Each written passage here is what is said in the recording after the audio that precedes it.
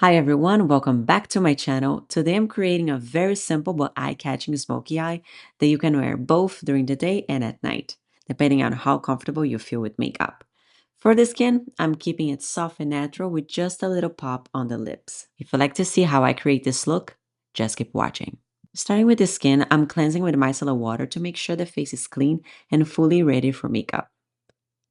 To add some moisture and grip, I'm using the Make It Last Microfine Mist Setting Spray from MILANI. In my honest opinion, MILANI has one of the best setting sprays out there. I've mentioned this before. If not, you're probably going to see me using this product a lot. For moisturizer, I'm applying the Charlotte Tilbury Magic Water Cream. And around the eyes, I'm using a nice serum from MAC. Since I want the skin to look very glowy but is still natural, I'm using the SAIE Glowy Super Gel to create a sheer layer of radiance that stays see-through. For this look, I'm skipping a medium to full coverage foundation and going for a tinted moisturizer look instead, for a very soft, sheer finish. Now that the skin is prepped, I'm moving on to the eye makeup. I'm starting with concealer to neutralize any discoloration or hyperpigmentation on the eyelids.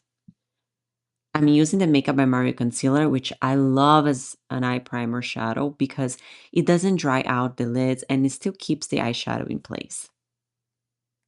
For the base of our smoky eye, I'm using the black cream shadow from the Patrick Ta Major Dimension 3 palette. This is a great way to start adding depth to the eyelids in a more manageable way. When you're creating a darker look, it's always better to start with a softer base that's easy to blend. That's why I like to begin with a cream product and then, once it's set, go in with a darker powder shadow on top. To start blending the shadow, I'm adding the second light warm shade from the palette. I don't want anything too high contrast yet, so this will be my soft base color. Next, I'm going in with the third shade from the warm column to slowly build more depth. After this step, you might notice that the black looks softer or almost disappeared. So I will go back in with the black powder shadow using a smaller brush. I'm applying from the roots of the lashes up to the crease to bring back the smoky intensity.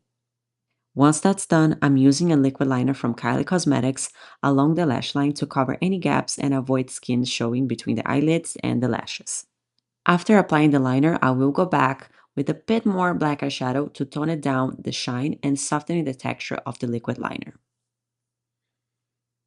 To add a little more drama to this look, I decided to add more natural false lashes. I didn't want to use too much mascara for this look because the lashes already give enough definition. But that part, it's optional. If you prefer to not wear false lashes, you can definitely apply more mascara instead. Moving on to the lower lash line, I'm going to lightly line under the waterline to add more definition, and then I will go back with a Q-tip to clean it up and make it look more polished. For mascara, I'm using a disposable one for sanitary purposes, and the mascara itself, it's from Fenty Beauty. If you never try Fenty Beauty mascaras, definitely don't sleep on it. It's amazing. Since I want the skin to look as natural as possible, I'm using an underpainting technique, starting with the forehead and moving on to the cheeks. For foundation, I'm applying a very light layer of the NARS Pure Radiant Tinted Moisturizer. For blush, I also wanted something soft and easy to blend, so I'm using the RHODE Cream Blush and mixing two shades, Sleepy Girl and Toasted Teddy. For concealer, I'm using my favorite at the moment. The NATASHA DENONA concealer has beautiful texture, amazing coverage, and is pretty versatile. To set the concealer, I'm using the pressed powder from KOSAS in the shade Breezy. At first, it might seem a little light, but it works beautifully on her skin. To set the rest of the face, I'm using the One Size Beauty Finishing Pressed Powder. It's such a beautiful powder because it's so lightweight, and I just want to make sure the skin is not too shiny while it's still looking like skin.